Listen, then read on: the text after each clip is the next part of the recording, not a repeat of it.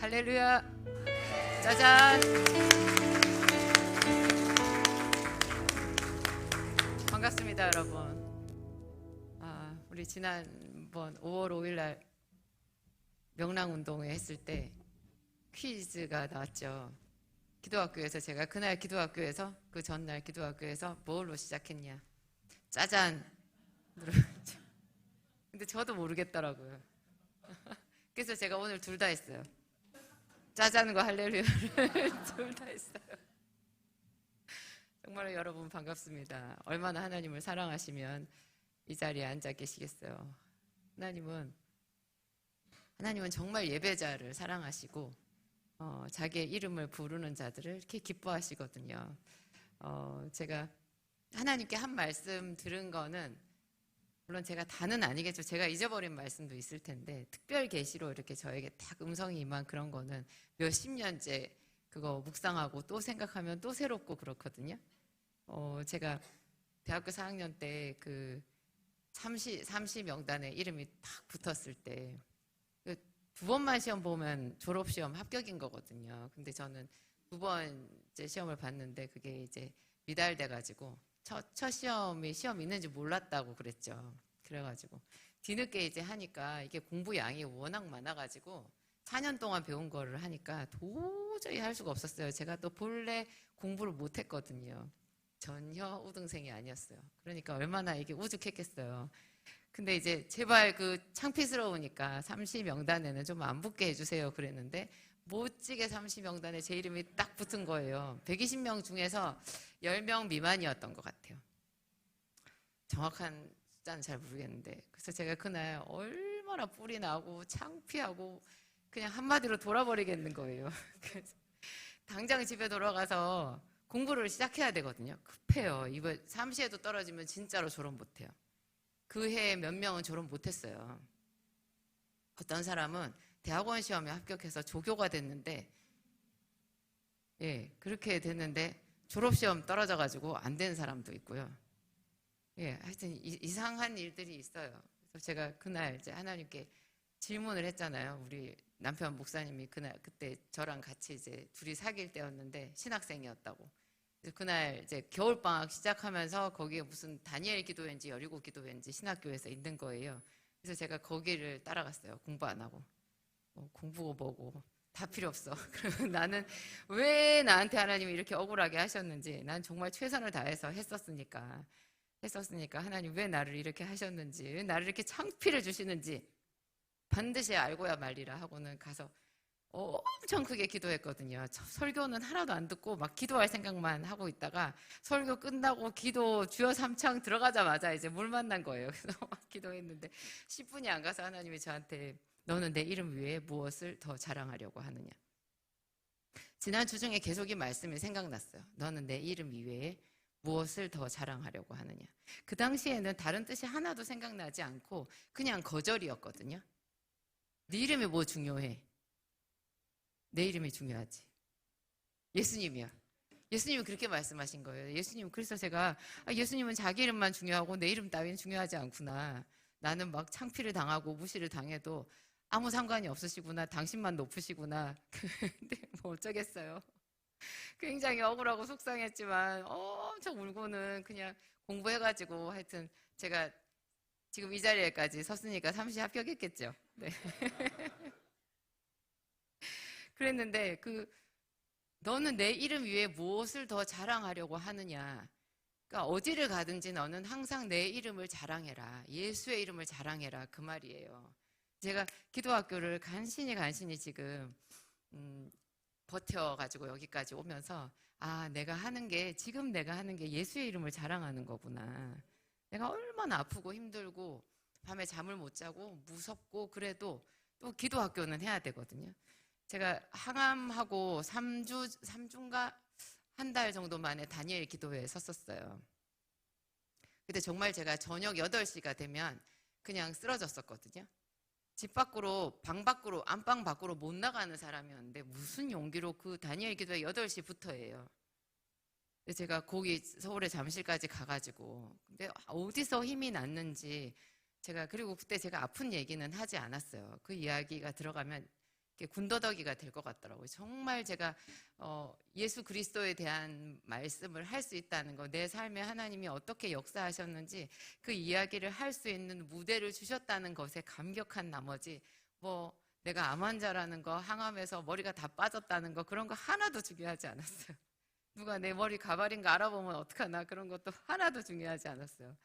지금 여기에 계신 여러분들도 예수의 이름을 생각하고 앉아 계신 거예요. 근데 그 이름이요, 그렇게 대단하고 자랑스러운 이름이에요. 제가 철이 없어서 하나님은 자기 이름만 중요하고 내 이름은 중요하지 않으시구나, 이렇게 생각했지만 그건 철이 없는 거고, 더 많은 시간이 지나서 한 30년 넘게 지나서 제가 보니까 정말 하나님은 우리를 영화롭게 해주시는 분이에요. 제가 예수님 이름 덕분에 영화롭게 됐잖아요. 예수님은 우리를 정말로 높은 곳에 세워주시는 거예요. 나의 발을 사슴과 같게 하사 나로 나의 높은 곳에 서게 하신다라는 말씀이 있죠. 우리를 영화롭게 해주신다라는 그 말씀이 그대로고요. 내가 내 방법대로 갔을 때 오히려 수치를 무릅쓰는 거예요. 하나님의 방법으로 나를 부인하고 갔을 때 하나님께서 우리를 높은 곳에 세워주시는 거죠. 그 1번이 뭐냐? 예수 그리스도의 이름을 가장 소중히 여기고 그 이름을 위해서 라면, 신라면이 아니고 그 이름을 위해서 라면. 나한테 가장 소중한 것도 좀 내려놓을 수 있는 마음, 뒤로 제낄 수 있는 마음, 그런 게 있는 사람들이 예배자인 것 같아요.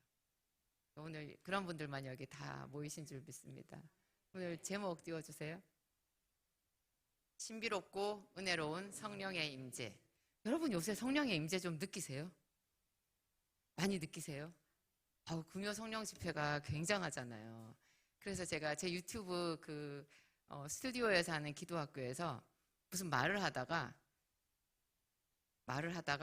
제가 우리 금요 성령 집회 좀 오셔서 기도 같이 하실 분들 하자, 그 얘기를 했어요. 왜냐하면 기도는 여러분 이론이 아니라 실전이거든요. 유튜브 기도학교, 제 진약사 기도학교에서는 같이 기도를 할 수가 없죠. 그냥 말씀만 듣고 끝이에요. 근데 기도는 실전이라 정말로 해봐야 되는데, 가장 좋은 기도는 뭐냐? 정말로 뜨겁게 하나님을 사랑하는 공동체가 모여가지고 동시에 그곳에서 합창으로 기도를 할 때예요. 그럴 때 성령이 가장 강력하게 임하거든요. 영어를 잘하려면 중국에 가면 영어를 잘하겠어요? 일본에 가면 영어를 잘할 수 있을까요? 미국에 가야 되겠죠. 정확한 영어를 배우려면 정확한 영어를 쓰는 그 집단 속에 들어가야 돼요. 이게 성령 충만함 받고 새 방언이 터지고 뭐 예언이 임하고 지식의 말씀이 임하고 하는 것도요. 그 똑같은 간절함을 가진 사람들이 그 예배의 공간에 함께 예배하고 기도할 그곳에 있어야 돼요. 그곳에 있을 때 하나님께서 가장 강력하게 역사하시거든요. 그래서 제가 너무 안타까워서 금요 성령 집회 오세요 그랬더니 지난 금요 성령 집회 때 꽤 여러분들이 오셨더라고요. 제가 시간과 장소 이런 것도 말씀 안 드렸는데 우리 교회 알아서 찾아오라, 이런 얘기였던 것 같아요. 제가 말을 해보니까 참 그렇게 됐는데 하여튼 너무너무 감사했어요. 그래서 지금 오늘 말씀도 성령의 임재에 대한 말씀인데요. 본문 말씀 사도행전 19장이죠. 함께 읽겠습니다. 아볼로가 고린도에 있을 때 바울이 밑지방으로 다녀 이르되 너희가 믿을 때 성령을 받았느냐? 이르되 아니라 우리는 성령이 계심도 듣지 못하였노라. 바울이 이르되 그러면 너희가 무슨 세례를 받았느냐? 대답하되 요한의 세례니라. 바울이 이르되 요한이 회개의 세례를 베풀며 백성에게 말하되 내 뒤에 오시는 이를 믿으라 하였으니 이는 곧 예수라 하거늘. 그들이 듣고 주 예수의 이름으로 세례를 받으니 바울이 그들에게 안수하며 성령이 그들에게 임하심으로 방언도 하고 예언도 하니 모두 12사람쯤 되니라. 바울이 회당에 들어가 3달 동안 담대히 하나님 나라에 관하여 강론하며 권면하되 어떤 사람들은 마음이 굳어 순종하지 않고 무리 앞에서 이 도를 비방하거늘. 바울이 그들을 떠나 제자들을 따로 세우고 두란노 서원에서 날마다 강론하니라. 두 해 동안 이같이 하니 아시아에 사는 자는 유대인이나 헬라인이나 다 주의 말씀을 듣더라. 제가 지금 한 3주째 이 사도행전 19장 말씀에 꽂혀가지고 지난번에도 이 말씀을 했던 것 같은데 다시 이 본문을 잡았어요. 여러분, 여기가 이제 성령을 받은 사람들의 이야기 중에서 성경에 나와 있는 대표적인 말씀이거든요. 에베소 교회에 사도 바울이 안수를 했어요. 그때 아주 적은 사람들이 모여 있었던 것 같아요. 그러니까 에베소 교회가 처음부터 이렇게 엄청나게 큰 교회는 아니었고 그냥 교회가 작았던 것 같아요. 적은 사람들이 그 에베소 교회에서 모여서 하나님께 예배하고 그랬어요. 근데 에베소 교회를 여기 사도행전 19장에서 사도 바울이 처음 방문한 건 아니에요. 바로 앞에 18장에 보면 사도 바울이 에베소에 갔었거든요. 거기서 몇몇 형제들을 만나요. 그리고 아무 일도 없이 스쳐 지나갔어요. 그랬는데 나중에 다시 에베소로 와가지고 이 에베소 교회에 뭔가가 문제가 있다라는 것을 딱 느낀 거예요. 사도 바울 같은 대사도도요, 한 번에 알지 못할 때가 있나 봐요. 처음에 에베소에 갔을 때 아무것도 못 느끼고 거기 교회가 이미 있고 그 사람들이 굉장히 열정이 있고 열심히 있는 그런 순결한 사람들이었던 것 같아요. 그러니까 사도 바울이 그걸로 충분하다 생각해서 스쳐 지나갔거든요. 그런데 나중에 다시 왔을 때 이제 하나님께서 특별한 계획이 있으셨는지 사도 바울의 눈을 열어서 이 교회에 뭔가 문제가 있다라는 것을 딱 이렇게 영감으로 느끼게 해주셨죠. 그 상세한 내용은 성경에 나와 있지 않는데 사도 바울이 어떤 제자들을 만나, 그냥 에베소에 와서 어떤 제자들을 만나 그냥 불쑥 이렇게 말한 걸로 나와요. 너희가 믿을 때 성령을 받았느냐. 분명히 이 사람들이 예수 믿는 사람들이고 분명히 여기서는 예수 그리스도가 머리가 되신 교회, 아름다운 교회였어요. 그랬는데 사도 바울이 다시 보니까 이 사람들에게 성령이 없는 거예요. 많은 사람들이 요즘에도 예수 믿는 순간 성령이 우리 안에 내주하시는 거 아니냐 그렇게 얘기하는데 그렇게 쉽지 않아요, 여러분. 우리 잘 알잖아요. 지금 우리의 형편이 사도행전에 나와 있는 교회들과 너무나 다르다라는 것. 그 사도행전에 나와 있는 집사들도 얼마나 대단해요. 빌립 집사, 스데반 집사 이런 사람들 보면 굉장히 능력 있고 대단한데 우리는 그렇지 못하거든요. 그리고 고린도 전후서 이런 데 읽어보면 그 안에 그 사람들이 얼마나 그 성령의 은사가 대단해요. 모든 은사들이 막 다 있어가지고 이 중구난방 너무 은사가 많아가지고 이것을 정리해주기 위해서 사도 바울이 고린도전서 12장, 14장 같은 그런 은사장을 써가지고 보냈거든요, 편지로. 그런 은사들을 질서정연하게 하고 더 하나님께 영광을 돌리고 유익을 끼치게 하기 위해서 각 은사별로 이게 어떤 쓰임새가 있고 어떤 식으로 사용해야 되는지 하는 거를 다 설명한 거예요. 우리 지금 보면은 그런 은사가 있지도 않고 많이 다르죠.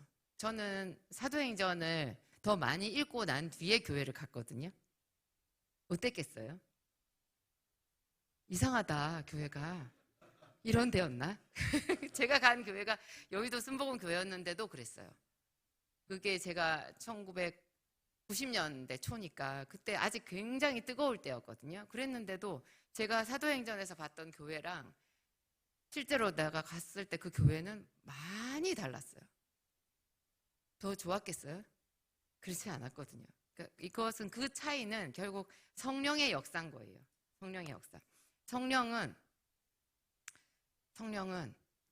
정말 사모해야 되고 우리가 돈을 모으는 것 같이 성령의 기름 부으심을 모아야 돼요. 성령의 기름 부으심은 점점 쌓여요. 점점 쌓여가요. 많은 사람들이 나 방언할 줄 알아요. 이런 것처럼 나 성령 받았어요. 이렇게 말해요. 방언할 줄 아는 것과 정말로 방언 기도를 제대로 하는 것은 다르거든요. 방언은 해서 방언할 수 있어요. 그거를 많이 한 사람과 이제 방언을 받아서 사용하지 않고 장롱 면허로 10년 지나간 사람 다른 거예요. 운전면허도 장롱 면허 있잖아요. 장롱 면허 10년 뒤에 운전대 잡으면 운전 잘해요. 전혀 아니죠. 그리고 그 면허증으로 뭔가 수익을 창출했나요? 어떤 뭔가 소용을 만들었어요? 전혀 아니잖아요. 방언도 그냥 내가 방언할 줄 안다라는 것 가지고는 아무것도 아니에요. 방언을 정말로 사용해야 돼요. 쓸수록 이 방언이 더 깊고 여러 가지 다양한 은사들을 불러오면서 그 기도의 분량을 채우거든요. 그래서 성령과 친밀해지고 믿음이 깊어지고 웬만한 일이 생겨서는 흔들리지 않아요. 놀라지도 않아요. 그리고 기도하면 돼 이런 말이 그냥 나오고 기도했을 때 실제로 많은 사람들에게 자기의 것을 나누어 줄 수 있을 만큼 영적으로 부자가 돼요. 그렇게 방언 기도를 사용해야 돼요. 마찬가지로 성령은요. 성령 세례 받았죠. 그런데 여러분 성령이 소멸된다는 거 아시죠? 성령이 소멸돼요. 우리 잘 아는 데살로니가 전서 말씀 볼까요? 항상 기뻐하라. 쉬지 말고 기도하라. 범사에 감사하라. 이는 그리스도 예수 안에서 너희를 향하신 하나님의 뜻이니라. 성령을 소멸하지 말며, 여기 있죠. 성령을 소멸하지 말며 예언을 멸시하지 말며. 이거 무슨 뜻이에요? 성령을 소멸하는 사람이 많다는 거예요. 예언을 멸시하는 사람이 많다는 거죠. 예언을 멸시한다는 말이 무슨 말이에요? 하나님의 말씀을 자기 입맛대로 고른다는 뜻이에요. 목사님이 설교를 해도 내가 성경을 봐도 너무나 많이 그냥 다 지나가 버린다라는 거죠. 가볍게 생각하는 거예요. 그게 예언을 멸시하는 거예요. 예언은 꼭 너는 내일 동쪽으로 가라 뭐 이런 게 예언 아니에요. 너는 내일 귀인을 만날 것이다 이런 것은 무당 푸닥거리 이상한 소리고요. 하나님이 하시는 예언은 이 말씀이 예언이에요. 신기해요. 아니 장래일을 말하는 게 예언 아닌가? 그게 아니고요. 하나님의 말씀이 예언이에요. 하나님의 말씀은요. 과거와 현재와 미래가 이 안에 다 들어있어요. 모든 것이 포괄적으로 이 속에 다 들어있기 때문에 우리가 예언을 뭐 미래에 대해서 뭐 아리꼬리한 그런 이상한 말 하는 그런 것만 예언이라고 생각하면 이 교회 안에서 예언에 대해서 되게 오해할 수 있어요. 예언은 정확한 하나님의 계시의 말씀을 말해요. 근데 이 계시의 말씀 안에는 우리 장래일도 당연히 들어가 있다고요. 장래만 들어있는 게 아니라 현재와 과거도 다 들어가 있어요. 인생이 해석되니까.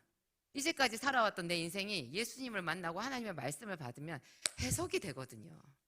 그래서 억울한 게 하나도 없어져요. 아, 지금부터 뭘 해도 되겠구나. 내 인생에 하나님께서 당신의 일을 나타내시겠구나. 이런 생각이 들거든요.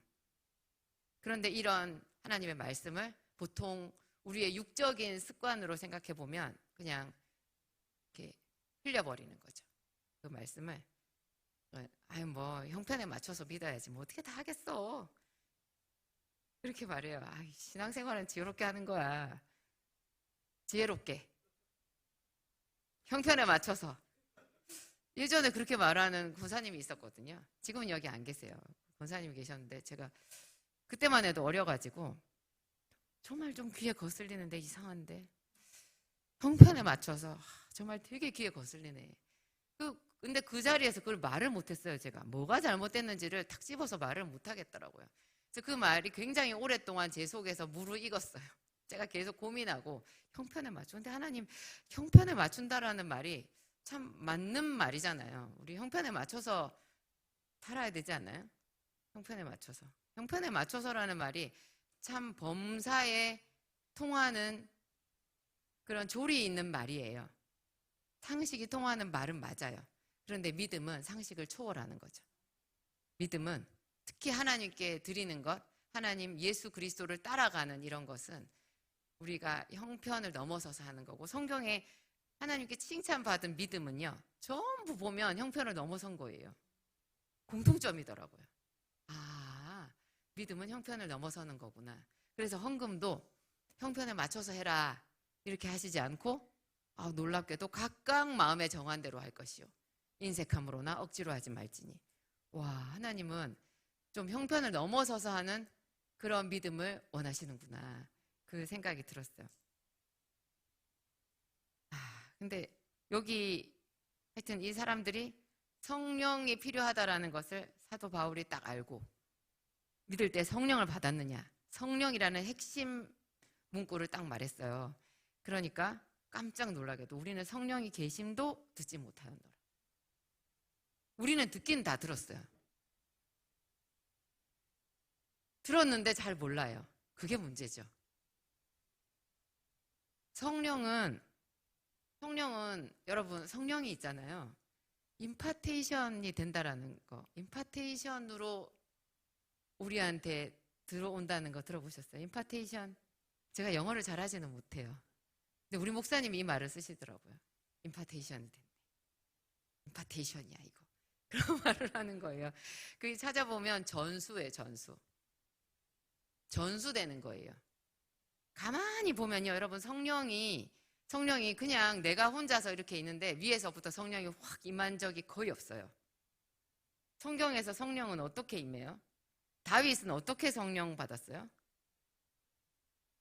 사무엘이 하나님의 특별 계시로 명령을 받아가지고 사울 왕의 눈을 피해서 베들레헴 이새의 집으로 가가지고 막 하나님과 같이 작전을 썼잖아요.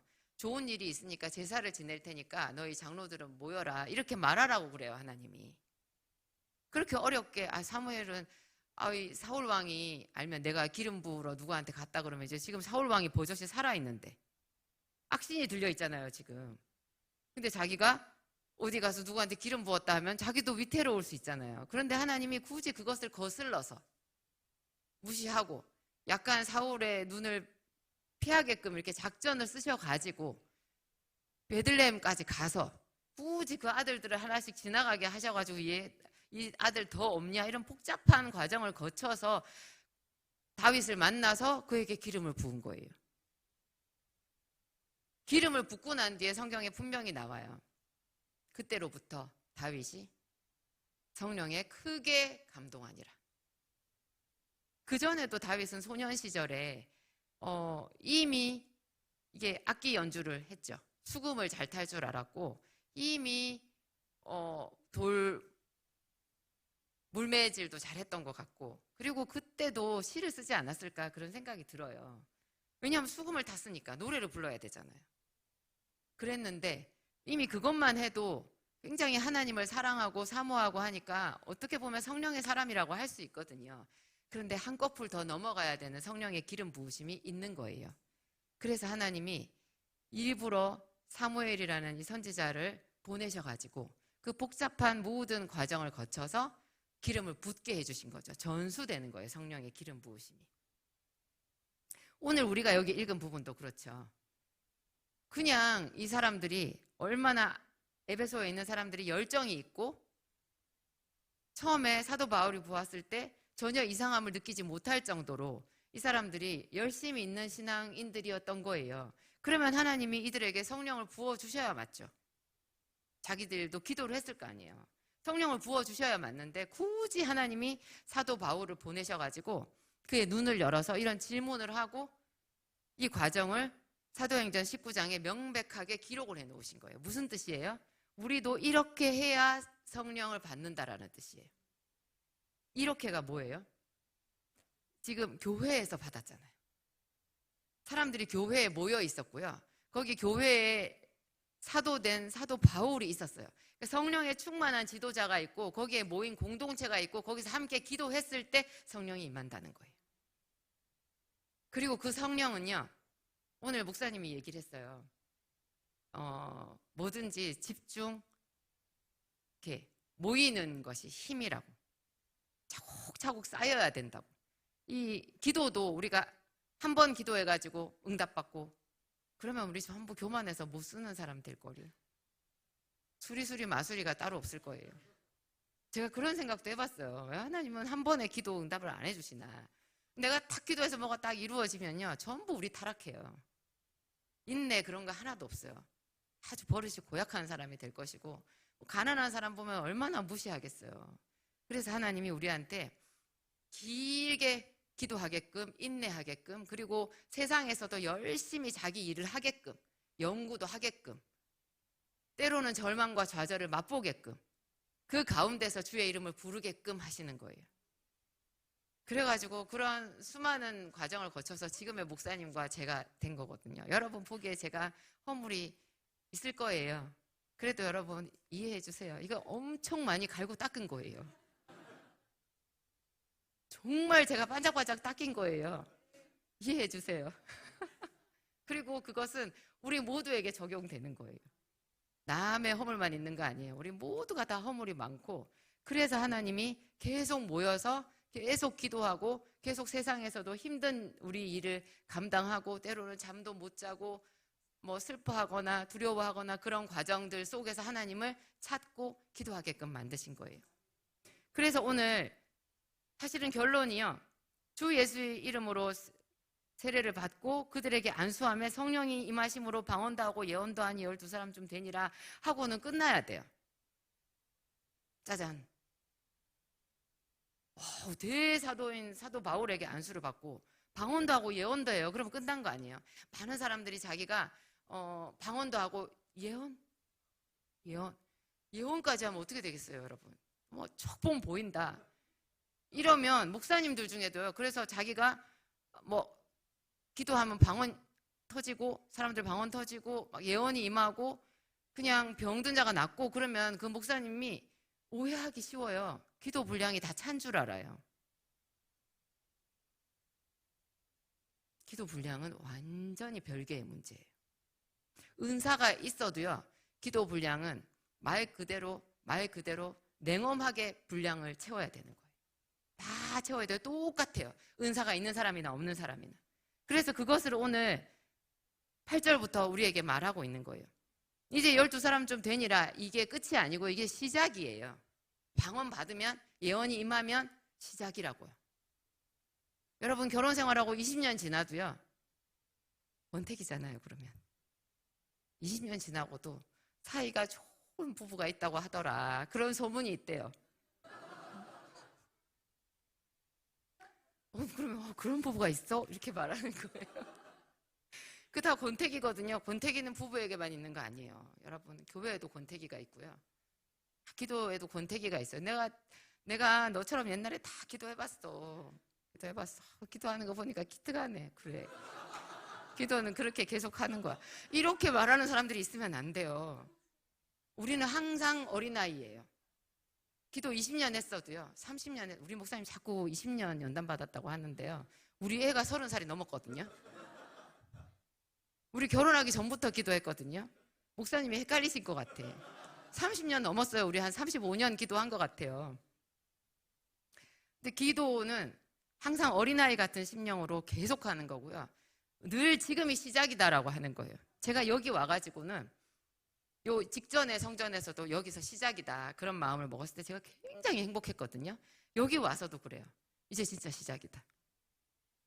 아침이 되면요, 오늘 하루 시작이네. 월요일이 되면요, 땡큐, 새로운 한 주가 시작이네. 하나님과 함께 가는 시작이네. 시작이 주는 그 설렘과 떨림과 그런 것이 있어요. 항상 어린아이 같이. 그래서 여기서 바울이 이제부터 시작하는 거예요. 회당에 들어가서 어떻게 해요? 석 달 동안 담대히 하나님 나라에 가나요? 강론하며 권면하되. 여기는 이제 장소가 어디예요? 회당이에요. 8절에 보면 회당에 들어가서 석 달 동안. 이거를 잘 봐야 돼요. 회당은요, 일주일에 한 번만 열어요. 안식일날. 유대인의 회당이거든요. 사도 바울이 전도하러 다닐 때 주로 회당으로 다녔는데요, 거기는 다 안식일마다 안식일에 가서, 그러니까 석 달을 해도 몇 번 한 거예요? 4, 3, 12. 12번. 12번 강론한 거예요. 12번, 이제 에베소 교회에 성령의 어떤 기름 부음이 시작됐기 때문에 사도 바울이 담대하게 자신감을 얻은 거죠. 그래가지고 거기서 안식일마다 말씀을 강론하니까 이제 하나님의 말씀이 들어가기 시작하잖아요. 본격적으로 성령의 기름 부으심을 타고 말씀이 들어가기 시작할 때 딱 거부 반응이 나와요. 여러분도 있잖아요. 어떤 은혜가 딱 나에게 들어와서 뭔가 하나님이 일을 시작하려고 할 때 갑자기 교회가 싫어져요. 그런 경험 해보셨어요? 갑자기 어떤 집사가 미워요. 갑자기 이 교회가 아닌 것 같은 생각이 들어요. 그러면 딱 아셔야 돼요. 정말 제 말씀 명심하셔야 돼요. 이제부터 시작이구나.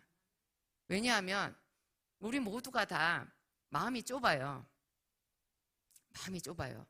그래서 받아들일 수 있는, 왜냐하면 다른 것들이 너무 많아서 그래요. 본래 하나님은 사람의 마음을 엄청나게 크게 만드셨어요. 그래서 다 속이 허해요.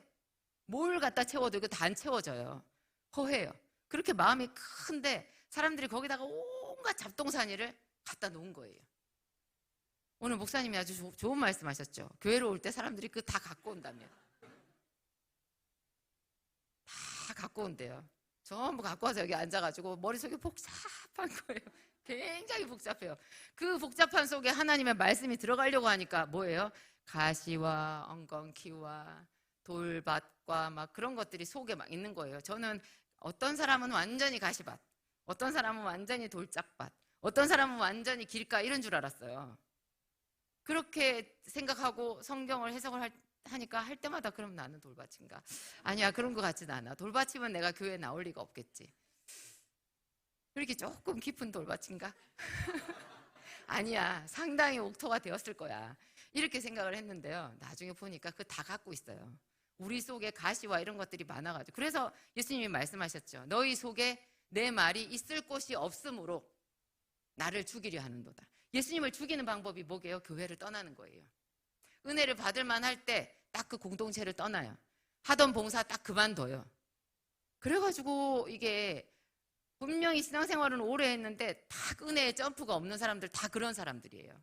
자기를 잘 돌아보세요. 내가 하던 일을 계속 하나. 제가 저희 남편 목사님하고 결혼해가지고 살면서 정말 좋은 지혜를 하나 배웠는데요. 좋은 것은 하던 거 계속 하는 거다. 그거예요. 제가 남편한테 그거 배웠어요. 이 사람이 그러더라고요. 저도 좀 하면은 정말 뜨겁게 뭘 하는 사람인데 제가 좀 부끄럽게도 저의 모습을 발견을 한 게 나는 하다가 정말 열심히 하다가 금방 지쳐요. 그래서 안 해버려요. 제가 많이 그랬더라고요. 굉장히 낙심하고 며칠 울고는 안 해요. 나 안 할래. 다시는 안 할 거야. 나 그거 싫어. 이렇게 하는 거였는데 남편을 이 사람이 그러면 여러분 교회를 개척을 못 해요. 교회 개척은요 정말 척박하거든요. 여러분 가정 세워보니까 가정도 척박하죠. 그래서 교회와 가정은 하나님이 기뻐하시는 공동체로 닮아 있어요. 가정을 세우는 것, 교회를 세우는 것만큼 어려워요. 그래서 가정을 세우는 주부 되신 여러분, 여자 집사님들을 제가 굉장히 존경합니다. 돈 엄청 많이 벌은 그 이길려 여상가 그런 분들보다 한 가정 4인 가족을 세운 여자가 저는 더 대단하다. 우리끼리 얘기해요. 우리끼리 얘기해요. 저는 영적인 관점에서 봤을 때, 왜냐하면 무슨 재단 이런 거는요 하나님이 세운 거 아니에요. 교회는, 가정은 하나님이 세우셨거든요. 그래서 마귀가 제일 많이 공격해요. 왜요? 교회와 가정이 있어야 사람이 행복하거든요. 교회와 가정에서 하나님을 만나요. 그래서 그 가정을 정말 하나님의 공동체로 만들어야 되는 사명이 결혼한 여자들한테 있어요. 그건 여자가 하는 거예요. 지혜로운 여인은 집을 세우되 어리석은 여인은 자기 손으로 그것을 허느니라. 헐지 못해 안달난 사람들이 있어요. 60이 넘어서 황혼 이혼하는 사람들 엄청나게 후회하면서 이제는 나를 찾아가리라. 그래서 자기를 잃어버려요. 자기가 있는 자리에서 그분들의 고통을 몰라서 말하는 건 아니에요. 다 이유는 있어요. 저도 다 수긍은 가요. 인간적으로 수긍이 가요. 저도 그만 살고 싶었거든요. 네, 결혼해가지고 1년 안 돼서 내가 잘못 결혼했구나 그런 생각이 딱 들었어요. 도저히 그렇지만 물을 수가 없잖아요. 쉬었다 갈 수도 없어요. 휴지기를 좀 둘 수도 없어요. 그냥 매일매일 살아야 돼요. 매일매일. 그래서 할 수밖에 없었던 것이 기도였어요. 근데 바울이 안식일마다 가서 강론을 했는데 이게 은혜가 탁 찰만하니까 거기서 반대파들이 생겨가지고, 근데 바울의 그 다음 조치가요 참 지혜로워요. 거기서 이제 물고 뜯고 싸울 수 있잖아요. 그래서 교회들이 싸우는 것 같아요. 그 안에 파당이 갈리면 조용히 떠나는 게 상책이에요. 교회 안에서 싸우는 거요, 그거는 끔찍한 일이에요. 이럴 때는 떠나야 돼요. 교회 안에서 정말로 분당이 젖어가지고 파당이 생기면 거기서 모두가 다 쌍방폭행으로 다 죄인이 돼버려요. 그래서 사도 바울은 마음이 굳어 순종하지 않는 그 무리들 있잖아요. 그 사람들을 떠났어요. 그리고 그 유명한 두란노 서원으로 갔어요. 두란노 서원으로 갔더니 여기는 자유가 있는 거예요. 회당은 일주일에 한 번만 열어요. 두란노 서원은 일주일 내내. 그래서 뭐예요? 날마다 두란노 서원에서 날마다 강론하니라. 그냥 강론하지 않았어요. 제자들을 따로 세우고 교회에 집사들을 세웠다라는 얘기예요. 하나님의 말씀을 듣기 위해서 교회가 부흥되고 사람들이 오면요, 그 안에도 질서가 필요하거든요. 예루살렘 교회도 그래서 질서가 필요해서 집사들을 세웠잖아요. 여기는 사도 바울이 얼마나 행정력이 있는 사람인지 바로 제자들을 세웠어요. 이미 이제 석 달 동안 강력한 성령의 나타남과 능력으로 말씀을 전하니까 비록 12번밖에 안 된다 할지라도 거기서 많은 사람들이 있었거든요. 근데 그 중에서 특히 리더십이 있는 어떤 믿음이 있는 사람들을 제자들로 세우고 사도 바울은 날마다 강론했어요. 저는 이 날마다 강론이 너무너무 은혜가 되는 거예요. 제 꿈이요, 날마다 기도학교를 하는 거예요. 제가 체력만 되면 할 수 있어요.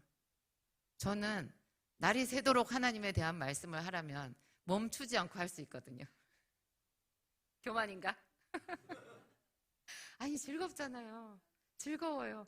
왜냐하면 예수 그리스도에 대한 이야기는 옛날 이야기가 아니에요. 지금 우리의 이야기고 살아있는 이야기거든요. 남의 얘기하는 것도 재밌죠. 여러분, 남의 얘기하는 거 재밌죠. 그래서 우리가 이야기를 좋아해요. 스토리텔링. 이야기를 항상 좋아하는데 그게 단지 남이 어떤 신데렐라가 되었다, 소공자가 되었다, 신데렐라 이야기 얼마나 좋아요. 그런데 그 신데렐라의 주인공이 나다 해보세요, 여러분. 근데 맞아요. 우리 모두가 다 소공자고 신데렐라예요. 우리는 다 비천한 가문에 볼품없는 그런 모양을 하고 있지만 모두가 다 닦아보면, 이렇게 닦으면 이게 껍질이 다 벗겨지고 안에서 빛나는 보석이 나와요. 왜냐하면 우리 안에 예수 그리스도께서 계시기 때문에. 사도 바울이 정말 성령에 사로잡힌 거예요. 날마다 강론했어요. 여러분, 성령이 언제 임하냐? 제가 처음에 안수를 얘기했어요. 그리고 여러 명이 같이 공동으로 기도하고 단체로 여기서 예배할 때 강력한 성령의 기름 부으심이 있다. 단체로 성령이 임한 대표적인 사건이 마가의 다락방이죠. 너희는 예루살렘을 떠나지 말고 내가 아버지께 들은 바, 내가 너에게 말한 바, 아버지께서 약속하신 것을 기다리라. 기다리라. 성령은 기다리는 거예요. 이미 받았어도 계속 기다리는 거예요. 그러면 성령이 더 강력하게 내 안에서 당신의 하시는 일들을 나타내시거든요. 더 강력해져야 돼요. 그래야 우리가 빛을 발하면서 능력 있게 살아갈 수가 있어요. 그리고 말씀을 들을 때 성령이 임해요. 그러니까 제가 아까 방언도 하고 예언도 하는 12사람쯤의 제자가 있는 것이 시작이라고 했죠. 그러면 그 뒤에 계속 이어지는 거는 뭐냐? 말씀을 들은 거예요. 희한한 거는요, 말씀의 은혜를 받고 그 말씀이 내 안에 들어오면요, 이상하게 그냥 기도가 돼요. 말씀이 없이 그냥 기도를 하면 주구장창 기도만 하는 사람들이 있거든요. 말씀도 하나도 안 보고 그냥 계속 기도만 하면 약간 기도가 이상해요. 이거 좀 느낌이 이상한데? 이거 느낌이 이상해. 왜, 어떤 느낌이냐? 우상의 제단에 공을 들이는 느낌이에요. 우상의 제단은 하나님 앞에 기도하는 거랑 무슨 차이가 있냐? 우상과의 교제가 없어요. 일방적인 내 욕심만 있는 거예요. 내 소원, 내 바램만 있어요. 그거 가지고 허리가 부러져라 하는 기도가 108배고요. 뭐죠? 10,000배인가? 뭐지? 1000배인가? 잘 모르겠네. 하여튼 계속 절하는 거 있잖아요. 그리고 탑돌이 하는 거. 그런 게 돼버려요. 그러니까 하나님과 상관없이 나 혼자 어디로 가버린 거예요. 표대를 잃어버렸어요. 그래서 하나님의 말씀, 기도하기 전에 꼭 말씀이 있어야 돼요. 말씀을, 아예 성경을 이렇게 한 장을 반복해서 몇 번을 보든지, 이렇게 많이 볼 시간이 안 되면 집에서 기도하러 출발하면서 말씀 한 절을 한 10번쯤 암송하면서 오세요. 그날의 기도 말씀을, 그래서 제가 말씀 암송을 많이 해야 된다고 말하는 거예요. 말씀은 길게 읽는 것도 있지만 그 길게 읽는 것 중에서도 포인트가 있는 딱 한두 구절, 그 몇 구절 있잖아요. 그 구절이 우리를 하나님께로 인도해요. 목사님 설교를 들어도 은혜 많이 받았는데 여러분 그 말씀이 처음부터 끝까지 다 살아나요? 한두 마디가 딱 살아나요. 한두 마디 그게 내 마음에 꽂혀 있으면 그날 예배 제대로 은혜 받은 거예요. 그게 다음날, 그 다음날까지 살아있다 진짜 제대로 은혜를 받은 거죠. 그럼 그 말씀이 우리 속에 있으면요, 기도하고 싶어져요. 그래서 사도 바울이 두란노에서 날마다 강론한 이것이 어마어마한 부흥의 불길이 된 거예요. 세상에 그 두란노 서원이라는 곳에, 그 옛날에는 비행기도 없고 기차도 없고 터키 땅은 엄청나게 넓어요. 여기서 10절에 2회 동안 이같이 하니 2회 동안 매일 말씀을 전했대요.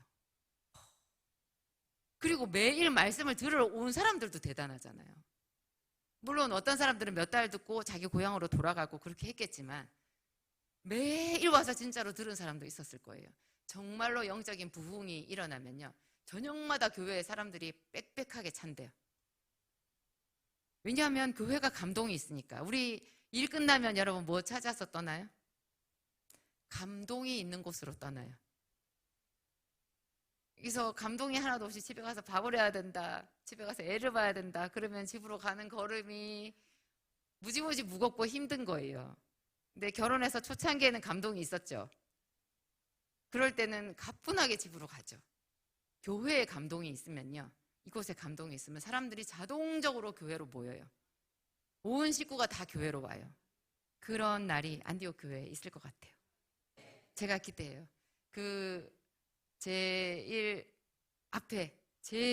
앞장서서 목사님과 제가 더 그래야 되겠죠. 우리는 지금도 매일 교회에 나오긴 하는데 그렇게 샘솟듯이 우리 안에서 끊임없이, 우리 목사님과 제 안에서, 또 여러분들도 평신도 사역자들이 일하는 곳이 안디옥 교회거든요. 안디옥에는 선지자와 교사들이 있었어요. 예언하는 사람들이 있었어요. 그 사람들 다 평신도들이었어요. 그 사람들이 금식해서 성령의 음성을 듣고 사울과 바나바를 따로 세워서 선교 여행에 파송했잖아요. 그 대단한 교회가 안디옥 교회인데 평신도 사역자들, 그 사람들이 다 있었던 곳이거든요. 여러분들이 전부 다 성령의 충만함 받아서 그렇게 기도하고 그렇게 해야 되는 거예요. 하여튼 이 말씀을 들을 때 여러분 고넬료의 가정에 성령이 임한 사건 기억하시죠? 고넬료의 가정에. 고넬료의 가정에도요, 고넬료가 기도를 하는데 천사가 나타났어요.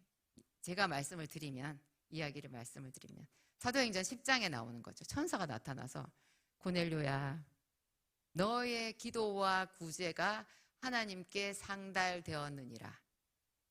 이제 내가 너에게 성령을 부어주노니, 이래야 되잖아요. 너의 기도와 구제가 하나님께 상달되었느니라. 그러면 상달되었으니까 어떻게 해야 돼요? 그러면 상으로 누구든지 성령을 선물로 받아야 맞잖아요. 그러면 성령을 선물로 그냥 주시면 되는데 어렵게 얘기를 하세요. 요바에 가래요. 한 번도 안 가본 요바에. 무두장이 시몬의 집을, 해변에 있는 시몬의 집을 찾아가래요. 어렵게. 그랬는데 또 하나님이 또 어려운 일을 한 가지 더 하셨어요. 무두장이 시몬의 집에 있는 베드로를 찾아가셨어요. 베드로한테 또 어렵게 환상을 3번이나 보여줬어요. 그 베드로는 굉장히 완강한 생각을 가지고 있었거든요. 절대로 이방인이랑 교제하면 안 된다. 고넬료는 이방인이잖아요. 이방인의 집에 들어가도 안 된다. 우리는 선민이다. 걔네들은 더럽다. 이 생각으로 꽉 차 있는 사람이었는데 그에게 하나님이 환상도 다 하나님이 프로그램 짜신 거잖아요. 그 시각 디자인 다 하신 거예요. 여러분 영화를 찍으려면 어떻게 해야 되는지 전부 다 감독하고 다 만들고 제작하고 하잖아요. 그 동영상을 하나님이 다 만드신 거예요. 베드로에게 맞춤형으로. 그 동일한 영상을 몇 번 보여줬다고요? 3번을 보여줬어요. 그랬는데 베드로가 변했어요. 3번, 하나님 3번이나 말씀하시니까 제가 갈게요. 이래야 맞잖아요. 안 한다 그래요. 그런데 하나님이 말씀하시잖아요. 똑같이 3번을. 하나님이 깨끗하다 하는 것을 네가 더럽다고 하지 마라. 그랬는데 그때 고넬료가 보낸 사람이 온 거예요. 그제서야 베드로가 마지 못해서 저 사람들인가 보다. 그래서 따라가잖아요. 그럼 따라가서는 거기 가서는 또 고넬료 씨, 내가 하나님이 나를 여기에 보내서 왔는데 당신이 얼마나 대단한 사람이길래 하나님이 나를 보내셨을까요? 내가 이제 예수 그리스도에 대한 복음의 말씀을, 자기는 복음 전하는 사람이니까 곧 가라고 하면 무슨 말이에요? 하나님 왜 보내셨어요? 물어볼 필요가 있어요? 예수를 자랑하라면서요. 예수의 얘기를 하면 되는 거예요. 근데 베드로가 거기 가서 뭐라 그래요? 왜 불렀느냐? 하기 싫은 거예요. 구약의 요나 선지자가 그러잖아요. 물고기 뱃속에서 그렇게 지가 회개했잖아요. 잘못했다고. 저기 어디로 딴 데로 가는 배를 타고, 다시스로 가는 배를 타고 가다가 그 배가 뒤집히려고 해가지고 나를 던져라 그래서 해초, 저 밑에 해초 있는 데까지 빠져가지고 거기서 물고기가 삼켜가지고 물고기 뱃속 그 무덤 속에 있다가 그 토해내침을 받았잖아요. 밤낮 3일을 거기 있었으면. 그러면 요나가 이제 니느웨로 가서 얼마나 뜨겁게 하나님의 말씀을 전해야 되는데, 니느웨는 사흘 길이었거든요. 하루 길만 가요. 딱 한마디예요. 회개하라 그런 말도 없어요. 하나님은 사랑이시라 그런 말 없어요. 40일이 지나면 이 성이 무너지리라. 그렇게 말했어요. 그런데도 하나님이 요나를 쓰시긴 쓰셨거든요. 여러분, 이게 무슨 뜻이냐? 서로를 존중하라는 거예요. 권위에 복종하라는 거예요. 혼자 교회 싫다고 밖에 나가가지고 성령 받지 못해요. 우리 목사님과 저는 우리가 따로 교회를 세우라는 특별한 사명을 받아서 정말 힘들게 왔거든요. 우리 목사님과 제가 얼마나 힘들게 하는지 그걸 하나님도 아셔가지고 우리 두 사람의 모양을 환상으로 보여주셨는데요. 선인장 두 그루가 콘크리트를 뚫었대요. 선인장 두 그루가 콘크리트를 뚫었어요. 여러분은 안 뚫으셔도 돼요. 제가 우리가 이만큼 기도했는데 당신 그거 기도해갖고 되겠어? 그렇게 말하지 않아요. 아무나 못해요. 여러분 하지 마세요. 조금만 해도 돼요. 우리가 했던 거에 10분의 1, 20분의 1만 하셔도요, 여러분 완전히 폭포수 같은 은혜를 받아요. 이 공동체 안에서. 섬기는 교회, 유튜브로 지금 시청하시는 분들도 섬기는 교회 그 뜨거운 목사님 계시면 그 교회에 뼈를 묻을 생각으로 기도하세요. 같이 기도하는 사람은 있어야 돼요. 기도하려고 하니까 아무도 없고 방언으로 기도하는데 기도하지 못하게 하는 그런 데는 좀 생각해 보셔야 되고, 그게 아니고 다 뜨거운 교회, 헌신된 그런 마음이 있는 교회에는요, 그 안에서 성령께서 일하시는 거예요. 그래가지고 모든 사람에게 각각 그 분량에 맞춰서 성령의 기름 부음을 주시고 그걸로 우리 모든 사람이 보석이 되는 거예요. 다 부자가 되는 거예요. 하나님은 우리 모든 사람을 왕으로 만들어 주실 수 있어요. 저 집사님은 부자고 나는 가난하겠지, 그 생각 여러분 불신앙이에요. 하나님의 능력을 잘 모르시는 거예요. 기도하겠습니다.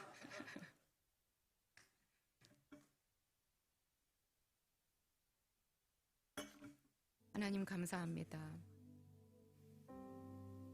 우리에게 성령을 부어주셨습니다.